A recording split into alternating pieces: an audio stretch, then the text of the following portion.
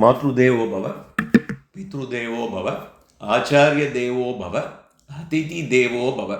சச்சிதானந்த ரூபாய விஸ்வபுத்பத்யாதி ஹேதவே தாபத்ரய விநாசாய ஸ்ரீகிருஷ்ணாய வயம் நமः. சம்சாரசாகரே மக்னம் தீனம் மாம் கருணாநிதே கர்மமோக கிரகீதாங்கம் மாம் உத்தரபவார்ணவாத். நம்ம எல்லாரும் நம்ம அம்மா அப்பாவை முதல்ல நமஸ்காரம் பண்ணிட்டு, நம்ம ஆச்சாரியரை நமஸ்காரம் பண்ணிட்டு, ஸ்ரீமத் பாகவதாக்கியோயம் பிரத்யக்ஷம் கிருஷ்ணயவகின்னு ஸ்ரீமத் பாகவதம் தான் சாட்சாத் கிரந்த ரூபமாக நம்ம பகவான் அவதரிச்சது அந்த உணர்வோடு, அந்த பக்தி ஸ்ரத்தையோடு நாம் இன்றைய சத்சங்கத்துக்குள்ளே பிரவேசிக்கின்றோம். நம்ம இப்போ இந்த 200 சீரீஸில் அனுதினம் பாகவதம் அப்படின்னு சொல்லிட்டு, இது புருஷோத்தம மாதம். மே 17ஆம் தேதியிலேருந்து கிட்டத்தட்ட ஜூன் 16ஆம் தேதி வரை புருஷோத்தம மாதம் சொல்லிட்டு ஒரு கிருஷ்ணனுக்கு ஒரு விசேஷமான ஒரு மாதம். அதனால் தினம் நம்ம பாகவதத்தை வாசிச்சுட்டே வரோம். வி ஆர் ஸ்டடியிங் பாகவதம் அத்தியாயம் பை அத்தியாயம், ஸ்லோகம் பை ஸ்லோகம் அர்த்தம் பார்த்துட்டு வரோம். ஒரு ஸ்லோகத்துக்கு அர்த்தம் மாத்திரம் பார்த்துட்டு வரோம் இல்லையா. இது this is not in a pravachanam format. முதல்ல அதை சொல்லிவிட்டு எகெயின் ஆஸ் யூஷுவல் பொறுப்பு திறப்பு. பகவான் அந்தரியாமியாக இருந்து நம்மை சொல்ல வைக்கிறார், பகவான் அந்தரியாமியாக இருந்து இதை கேட்க வைக்கிறார் என்ற உணர்வோடு நாம் இன்றைய சத்சங்கத்துக்குள்ளே பிரவேசிக்கின்றோம். நேற்றைக்கு என்ன பார்த்தோம்? நேற்றைக்கு 3வது ஸ்கந்தத்திலே 7வது அத்தியாயம் பார்த்தோம். இந்த 7வது அத்தியாயத்திலே முதல்ல பகவான் எப்படி இந்த 24 தத்துவங்களை கொண்டு அந்த பிரபஞ்சத்தை படைக்கின்றார். அதுக்குள்ளே 25வது தத்துவமாக ஆன்மாவை உள்ளே புகுத்தி அந்த 24 தத்துவங்களுடைய அந்த அதிஷ்டான தேவதைகள்லாம் வேண்டி கேட்டுக்கிறார். இந்த 24 தத்துவங்களை ஒரு கலவை மாதிரி பண்ணி வச்சுருவே, அதுக்கு சக்தி, அதுக்கு நீங்கள் எங்களை ஊக்குவிக்கணும் அப்படிங்கிறச்சே எப்படி அவர் ஆன்மாவை புகுத்தி உள்ளே வரார் அப்படிங்கிற மாதிரி. அதாவது இந்த பிரபஞ்சம் பஞ்சபூதங்களினால் ஆனது, நமது சரீரமும் பஞ்சபூதங்களினால் ஆனது. ஆனால் அதில் இன்சென்ஷியன்ட், அதுக்கு ஒன்றும் இது கிடையாது, அறிவு கிடையாது. அதனால தான் அது ஆன்மா வந்தால் தான் இந்த உடலுக்கு சக்தி கிடைக்கிறது இல்லையா. ஸோ அது எப்படி ஆன்மாவை புகுத்தி அந்த ஆன்மாவிற்குள்ளே அந்தர்யாமியாக அந்தராத்மாவாக பகவான் இருக்கிறார். அதனால தான் ஒவ்வொரு சித்தாந்தத்தில் 23 தத்துவம் அப்படின்னு சொல்லுவா அந்த கலவையில். அப்புறம் மனசை சேர்த்து 24 தத்துவம் அப்படின்னு சொல்லுவா, ஆன்மாவை சேர்த்து 25 தத்துவம்பா, அப்புறம் பரமாத்மாவை சேர்த்து 26 தத்துவம்பா. அதை பற்றி கவலைப்பட வேண்டாம். 24 தத்துவங்கள் கொண்ட இந்த பிரபஞ்சத்தை பகவான் உருவாக்கி அதன் உள்ளே ஆன்மாவை புகுத்தி இந்த பிரபஞ்சத்தை படைக்கின்றார். அப்படி படைத்தாலும் அந்த ஆன்மா அதை விட்னஸாக தான் இருக்கார். அதுக்கு நிறைய எக்ஸாம்பிள்லாம் பார்த்தோம். ஒருத்தன் கனவு நிலையில் தலை வெட்டப்படுறதா பார்க்குறான், திடீர்னு எழுந்து பார்க்குறான், அவன் தலை அவன்கிட்டயே தான் இருக்குது. அதாவது அந்த ஜாக்கிர நிலை, அந்த ஜாக்கிர ஸ்வப்ன சுஷுப்தி அப்படிங்கிற நிலை நம்ம பார்த்தோம். அதாவது waking state, dream state, deep sleep ஸ்டேட்டுன்னு பார்த்தோம். அந்த சுஷுப்திங்கிறது டீப் ஸ்லீப். அந்த டீப் ஸ்லீப்பில் ஒரு எண்ணமும் கிடையாது. ஆனால் இந்த 3 நிலைகளிலும், ஜாக்கிர ஸ்வப்ன சுஷுப்தி, இந்த 3 நிலைகளிலும் ஒருவன் இருக்கிறான், ஒருவன் விழித்து கொண்டு இருக்கிறான். அது யார்? என்ன, கனவு நிலையில் நம்ம தூங்கிட்டு இருக்கோம், டீப் ஸ்லீப்பில் இன்னும் தூங்கிட்டு தான் இருக்கோம். ஆனால் இந்த 3 நிலைகளும் யாரோ ஒருவன் விழித்து கொண்டு ஒட்டாமல் இருக்கிறான், அதுதான் ஆத்மா. அந்த ஒரு இதுக்கு அந்த ஒரு நிலைக்கு மாண்டூக்கிய உபநிஷத்துலாம் எடுத்து பார்த்தேன்னா அதுக்கு துரியம் அப்படின்னு சொல்லுவாள். அந்த 4வது நிலை. இந்த 3 நிலைகளிலும் ஒருவன் விழித்து கொண்டு அதன் மேல் ஒட்டாத விட்னஸாக பார்த்துட்டு இருக்கான் இல்லையா, அதுக்கு பேர் துரியம் அப்படின்னு சொல்லுவாள். இது மாதிரி இந்த கான்செப்ட்ஸ் எல்லாம் நேற்றுக்கு பார்த்தோம். அப்புறம் இந்த 24 தத்துவங்களுக்குள்ளே பகவான் உள்ளே புகுந்து, இந்த ஆன்மா உள்ளே புகுந்து அவனுடைய முதல் சிருஷ்டி அதில் தான் இந்த விராட ஸ்வரூபம், முதல் அவதாரம், பகவானுடைய முதல் அவதாரம் அதிலிருந்து தான் உருவாகிறது. எப்படி விராட ஸ்வரூபம் உருவாகுகிறது, அதுதான் பகவானுடைய முதல் அவதாரம் அப்படின்னு சொல்லிட்டு நேற்றுக்கு பார்த்தோம். அதுக்கப்புறம் விதுரர் மைத்ரேய சம்வாதத்தில் Vidurar he is asking more questions. இப்படி பிரஷ்னம் பண்ணி தான் இந்த பாகவதம் முழுக்க வரும். விதுரர் கேட்க விஸ்தாரமான பாகவதம், எப்படி மைத்ரேயர் என்ன பதில் சொல்லிட்டு வரார் அப்படிங்கிறத நம்ம இனிமேல் இந்த விரிவாக ஒரு அத்தியாயமாக பார்த்துட்டே வரப்போகிறோம். இன்றைக்கி வி ஆர் கெட்டிங் இன்டு 3வது ஸ்கந்தம் 8வது அத்தியாயம் முதல் ஸ்லோகம். விதுர மைத்ரேய சம்வாதத்தில் மைத்ரேயர் இன்னைக்கு ஆரம்பிக்கிறார். பகவத் பக்தர்களிலே உயர்ந்தவரும் லோக பாலகருமான யமதர்மராஜனே தாங்கள். யார் சொல்கிறார்? இதில் இவா 2 பேரும் ஒருத்தருக்கு ஒருத்தர் ஸ்துதி பண்ணிப்பா. விதுரர் சாக்ஷாத் யமதர்மராஜனுடைய அவதாரம். அதனால் அவர் எப்படி அட்ரஸ் பண்ணுறாரு பாருங்க. அப்பப்போ ஒவ்வொரு விதமாக அட்ரஸ் பண்ணிப்பா ஒருத்தருக்கு ஒருத்தர். பகவத் பக்தர்களிலே உயர்ந்தவரும் லோகபாலகருமான யமதர்மராஜனே தாங்கள் அப்படின்னு விதுரரை சொல்கிறார். இங்கே விதுரர் கீழே ஷீடனாக உட்காந்து மைத்திரேயர்கிட்ட கேள்வி கேட்குறார். குரு ஷீடனை எப்படி அட்ரஸ் பண்ணுறார் பாருங்க. ஆச்சரியமாக இருக்கும். உடனே அவர் சொல்கிறார், இன்னும் ஸ்துதி பண்ணிகிட்டே இருக்கார்.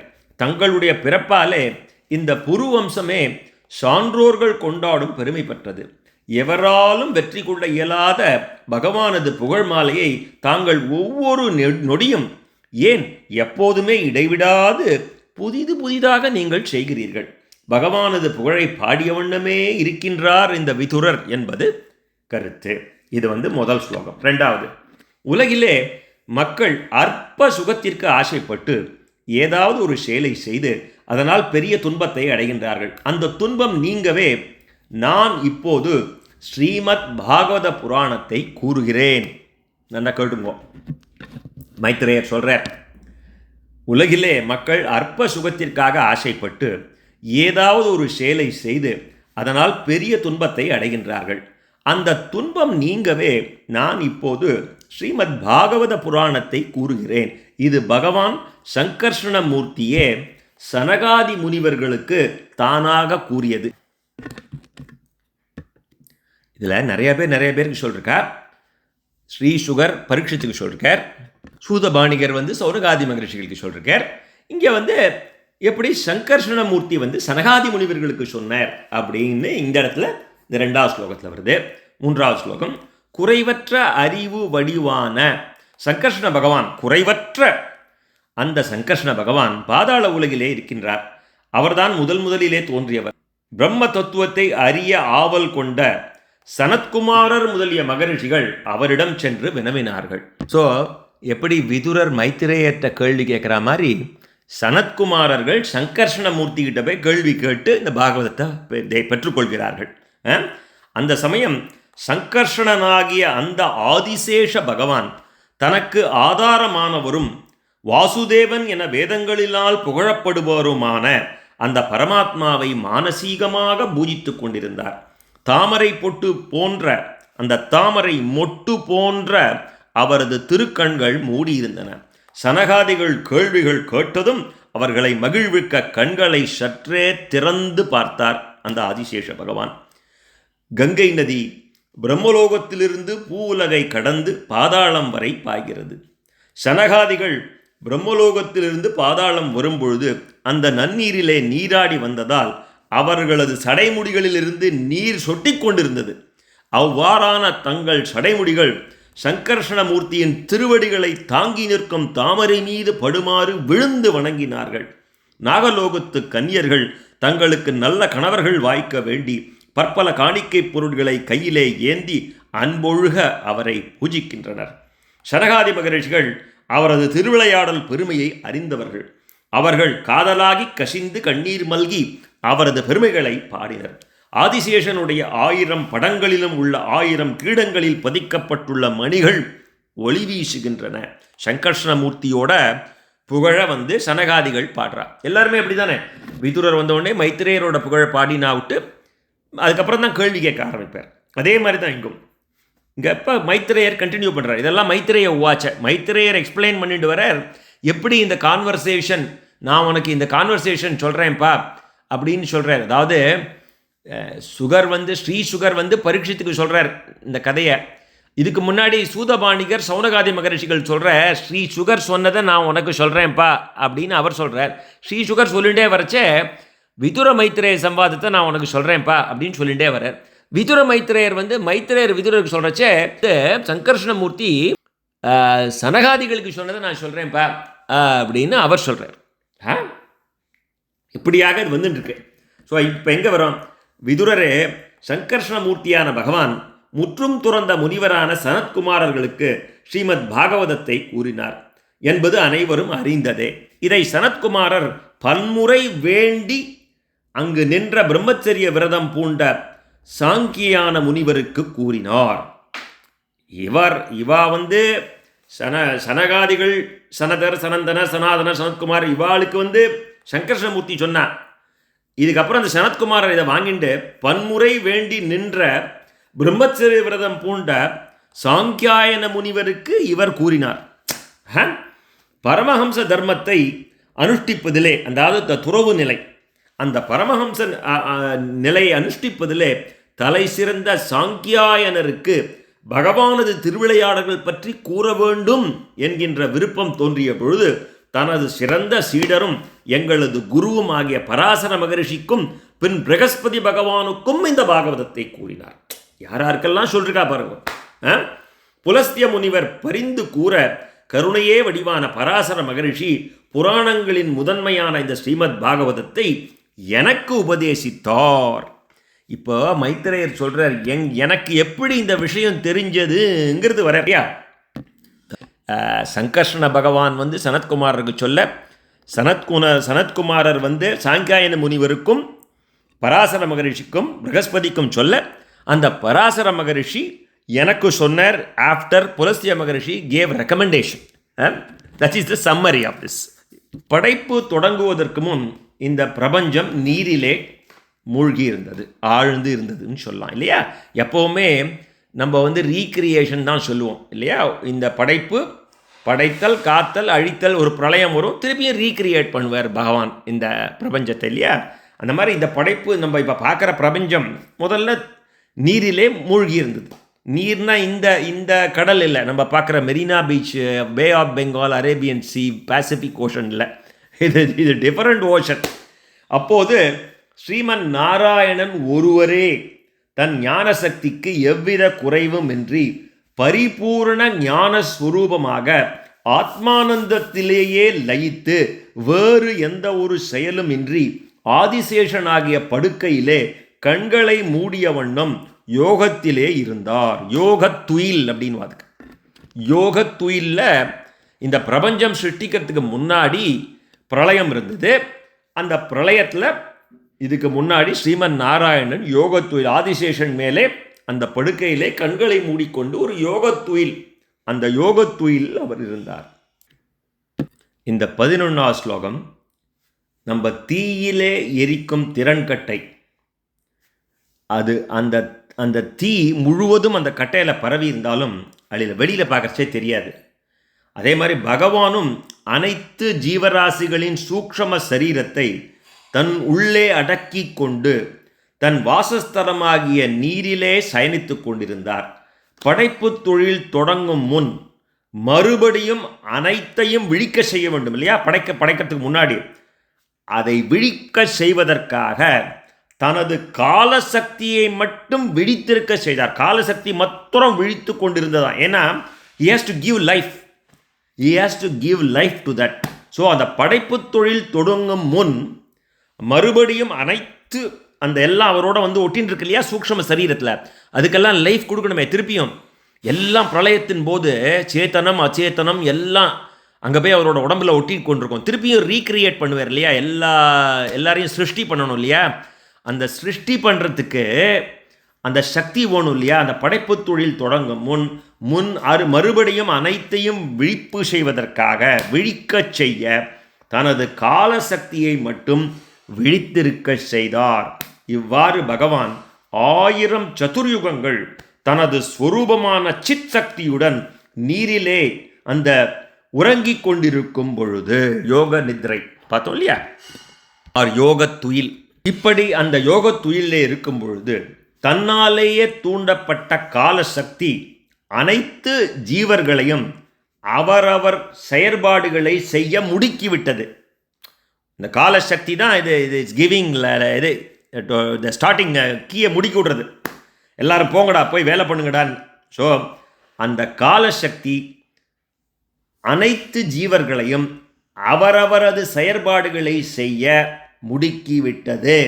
அப்போது பகவான் தனது உடலிலேயே புதைந்து கிடக்கும் உலகங்கள் அனைத்தையும் கண்டார்.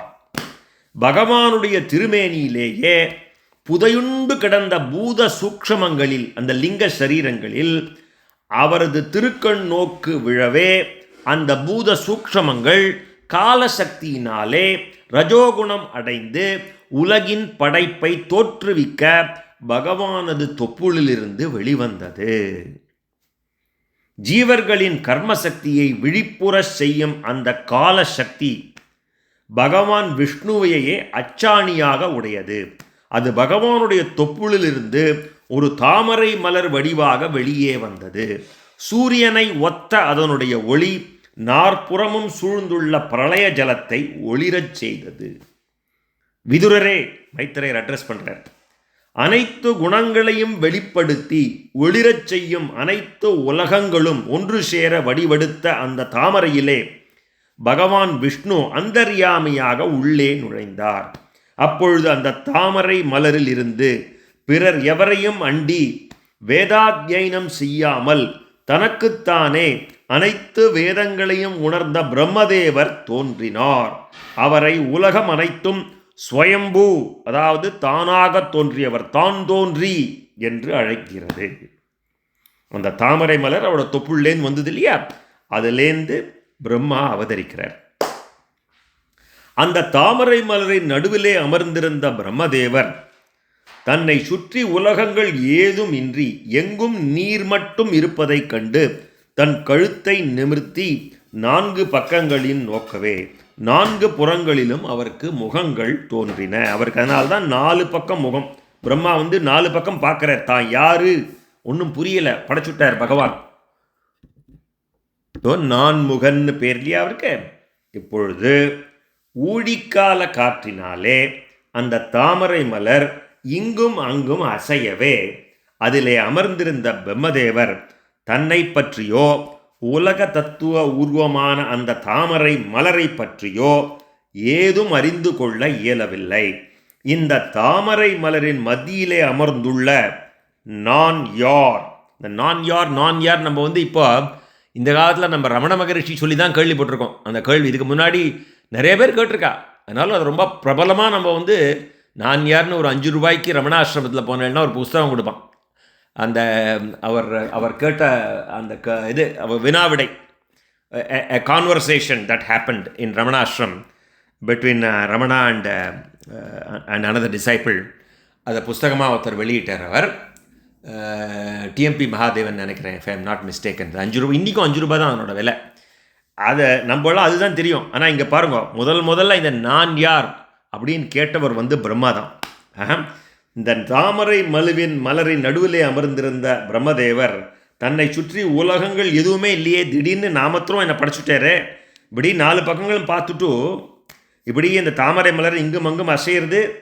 இந்த தாமரை மலரின் மத்தியிலே அமர்ந்துள்ள நான் யார், எந்த ஓர் ஆதாரமும் இன்றி இந்த தாமரை மலர் நீரின் நடுவிலே எவ்வாறு அது தோன்றியது?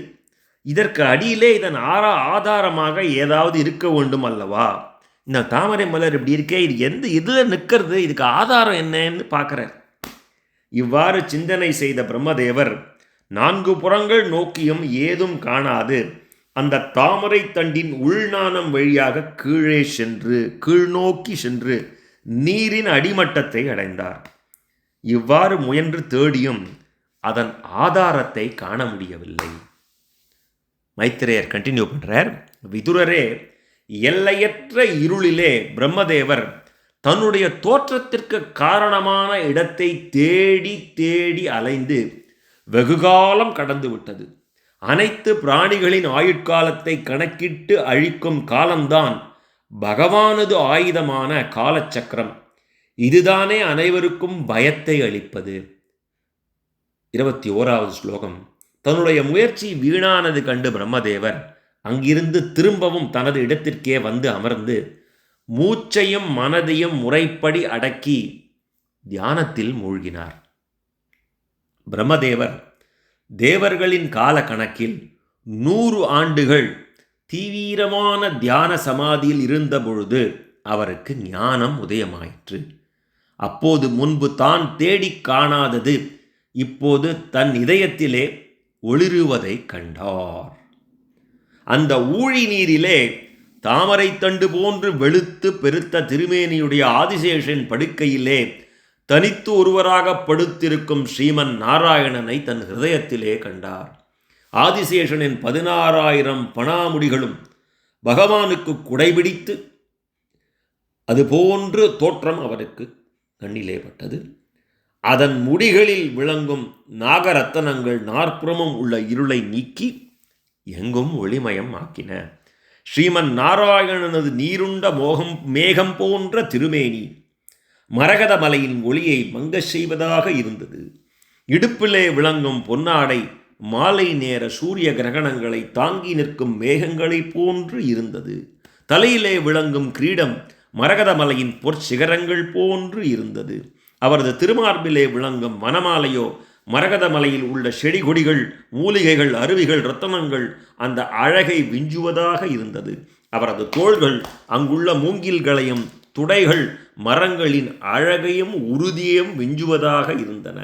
3 உலகங்களையும் தன் உள்ளே கொண்ட ஸ்ரீமன் நாராயணனது திருமேனி நீள அகலங்களில் ஒப்பு உயர்வு அற்று விளங்கியது. திருமேனியெங்கும் அணிகலன்கள், அறையிலே பீதாம்பரம். ஆடை ஆபரணங்களிலாலே இவருக்கு அழகு சேரவில்லை. ஆனால் இவரது திருமேனியாலே அந்த ஆடை ஆபரணங்களுக்குத்தான் அழகு சேர்ந்தது. தங்கள் விருப்பங்கள் நிறைவேற வேண்டி பல பல வழிகளில் தொழுதேத்தும் பக்தர்கள் காண வேண்டி தன் திருவடிகளை சற்றே உயர்த்தி வைத்து கொண்டிருக்கிறார். அவளோட தங்களுடைய விருப்பங்கள் நிறைவேற வேண்டி பற்பல வழிகளிலே தொழுதும் அந்த தொழும் பக்தர்கள் காண்பதற்காக தன் திருவடிகளை சற்றே உயர்த்தி வைத்து கொண்டிருக்கிறார். அவர் தாமரை மலர் போன்ற அந்த திருவடிகள் அன்பர்கள் வேண்டுவதை வேண்டியவாறு அளிப்பதென்றோ, தாமரை இதழ் போன்ற மெல்லிய விரல் நகங்களின் அழகு அந்த நிலவையும் வெட்கமுற செய்தது. உயர்ந்த அழகான மூக்கு, வில் போன்ற வளைந்த புருவங்கள், காதுகளிலே அழகு மெளிரும் மகர குண்டலங்கள், கோவைப்பழம் போன்ற சிவந்த உதடுகள், அடியார்கள் துன்பத்தை துடைக்கும் புன்னகை, இவ்வாறான திருமுக மண்டலத்திலே தனது அடியார்களை மகிழ்வுற செய்கின்றார். 28வது ஸ்லோகம். குழந்தாய் இப்போ யார மைத்ரேயர் விதுரர் அட்ரஸ் பண்ணுறார். குழந்தாய், அவரது இடுப்பிலே கதம்ப மலரின் கேசரங்கள் போன்ற மஞ்சள் நிற பொன்னாடையும், அதன் மேல் அரைஞான், மார்பிலே ஸ்ரீவத்சம் என்கின்ற மறு, கழுத்திலே விலை மதிக்க முடியாத முத்து சரங்கள். என்னே அழகு, என்னே அழகு. ஒரு அப்படியே ஒரு பகவானை ஒரு சந்தன மரமாக உருவகப்படுத்துகின்றார். அடுத்த ஸ்லோகத்தில் 14 உலகங்களையும் தன் உள்ளே கொண்ட இறைவனுடைய அந்த திருமேனி ஒரு ஒப்பு உயர்வற்ற சந்தன மரம். நவரத்னங்கள் பதித்த அந்த தோள் வளை அணிந்த அவரது திருக்கைகள் அந்த மரத்தின் கிளைகள். மரத்தின் ஆணிவேர் வெளி தோன்றாது.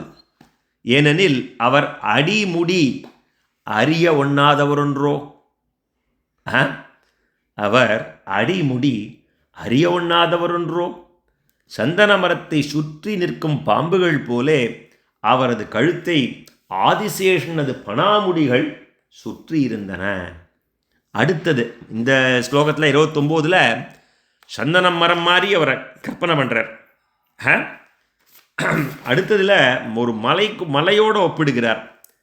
பகவான் நாற்புறமும் ஜலத்தால் சூழப்பட்ட கடலின் நடுவிலே விளங்கும் ஒரு மலை போன்று காட்சியளிக்கின்றார். பகவானோ அசையும் அசையா பொருள்களான ஸ்தாவர ஜங்கமங்களுக்கு இருப்பிடம். மலையிலே அசையும் விலங்குகளும் அசையா மரங்களும் உள்ளனவே. பகவானோ அரவரசனான ஆதிசேஷனை விட்டு பிரியாதவர். மலைகளோ அரவங்களின் குடியிருப்பு. ஆதிசேஷனது தலையில் உள்ள 1000 பணாமுடிகளும் மலையின் 1000 பொன்மயமான கொடுமுடிகள். பகவானது திருமேனியிலே கௌஸ்துப ரத்தனம், மலையோ ரத்தனங்களின் குடியிருப்பு. ஒரு அவர் வர்ணிச்சுண்டு வர. அடுத்தது பகவானுடைய கழுத்திலே வனமாலை. வேதங்கள் பகவானை துதிப்பது போலே வனமாலையில் மொய்க்கும் வண்டுகள் இனிது ரீங்காரம் செய்து பாடுகின்றன. ஆகவே வனமாலை அவரது திருப்புகழுக்கு இருப்பிடம். உலகங்களிலும் தடையின்றி சுற்றித் திரியும் அந்த சுதர்சன சக்கரம் முதலிய ஆயுதங்கள் பகவானின் திருக்கரங்களிலே விளங்குவதால் சூரியன், சந்திரன், அக்னி, வாயு முதலியவர்கள் கூட அவரை நெருங்க இயலாது தவிக்கின்றார்கள். அதாவது பகவான் எவராலும் வெல்ல முடியாதவர் அப்படிங்கிறத இந்த ஸ்லோகத்தில் சொல்கிறார். 31, 32 அப்பொழுது இப்போ தான் வந்து Brahma has been given some, Brahma has been created for a reason. So இப்பொழுது உலகத்தை படைக்க விரும்பிய பிரம்மதேவர் பகவானது தொப்புள் கொடியிலிருந்து தோன்றிய அந்த தாமரை மலர், நாற்புறம் சூழ்ந்து நிற்கும் பிரளயகால ஜலம், ஆகாயம், வாயு மற்றும் தான் இந்த ஜலத்தை தவிர மற்ற எதையும் காணவில்லை. அவரால் யாரையும் பார்க்க முடியல. ஹிருதயத்தில் பகவானை காட்சி கொடுத்தாரே வழிய he does not know what to do. தன் தோற்றத்திற்கு காரணமான பகவானை ஒன்றுபட்ட மனத்துடன் துதிக்கத் தொடங்கினார். இறைவனது திருவிளையாடல்களை யாரே அறிவார்? இந்த 8வது அத்தியாயம் சம்மரி என்னென்னா, எப்படி முதல்ல சங்கர்ஷணமூர்த்தியான பகவான் சனத்குமாரர், சனகர், சனந்தனர், சனாதனர், சனத்குமார், சனகாதி மகரிஷிகள் சனத்குமாரருக்கு இதை சொல்ல, அதுக்கப்புறம் சனத்குமாரர் சாங்கியாயன முனிவருக்கு சொல்ல, அந்த சாங்கியாயன முனிவருக்கு சொல்கிறச்சே அப்படியே என்னோட குருவான பராசரருக்கும் ப்ரகஸ்பதி பகவானுக்கும் இந்த பாகவதத்தை சொல்ல, அப்புறம் புலஸ்திய முனிவர் ரெக்கமெண்ட் பண்ணதுனால பராசர மகரிஷி அந்த பாகவதத்தை எனக்கு சொன்னார் அப்படின்னு கதை ஆரம்பிச்சிது, இந்த ஸ்கந்தம் ஆரம்பிச்சிது. அப்புறம் படைப்பு தொடங்குவதுக்கு முன்னால் எப்படி இந்த பிரபஞ்சம் எப்படி தண்ணியில் மூழ்கி இருந்தது, எப்படி பகவான் அந்த யோக நித்ரா யோக தூயில் இருந்தார், அதுக்கப்புறம் எப்படி அவருடைய தொப்புள் கொடியிலேருந்து அந்த தாமரை அந்த வெளியில் தாமரை மலர்லேருந்து எப்படி பிரம்மா தோன்றினார் அப்படின்னு இன்றைக்கி பார்த்தோம். இதுக்கு அடுத்த ஸ்கந்தத்தில் இப்போ பிரம்மா என்ன பண்ணுறதுன்னு தெரியாது. வாட் இஸ் மை டியூட்டி, வை ஆம் ஐ கிரியேட்டட்? 4 பக்கமும் பார்த்தேர் இல்லையா?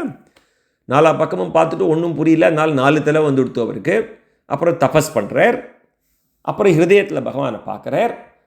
அந்த இதயத்தில் பார்த்த பகவானை ஸ்துதி பண்ணுறார். அந்த அடுத்த அத்தியாயத்தில் பிரம்மா ஸ்துதி பண்ணி முடிச்சாவிட்டு பகவான் என்ன பண்ணணும்னு சொல்ல போகிறார். எப்படி படைப்பை பிரம்மா செய்ய வேண்டும். முதல்ல இவர் 24 தத்துவங்கள் போட்டு ஒரு கலவை பண்ணி வச்சுட்டார்.